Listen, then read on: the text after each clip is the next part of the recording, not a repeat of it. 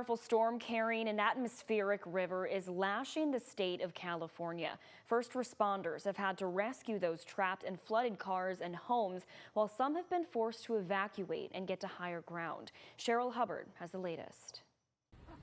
Heavy rain from Wednesday's atmospheric river is drenching the Los Angeles area, and it's not done yet. There's even more rain expected on Christmas Day and even as we head into Friday. So you're just adding all of this rain. This video, taken from inside a car, captures a flooded street. Rescue crews responding to a partially submerged vehicle on California's I-5 freeway as high water surrounds a vehicle stuck under an overpass. We know it's the holiday season. People need to travel.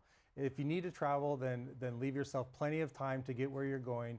Don't drive through standing water.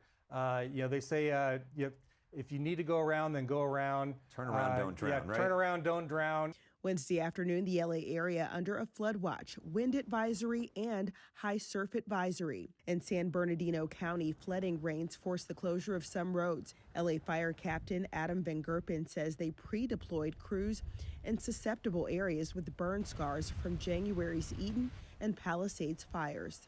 LAPD partners have been out there. They've been doing some door knocking in the most susceptible homes. They've door knocked on 126 homes, and we've been issuing evacuation warnings for the people in the burn scar areas. Rainfall totals in Southern California through the end of the week could see as much as 4 to 7 inches in coastal and valley locations, while foothills and mountains could see 6 to 14 inches.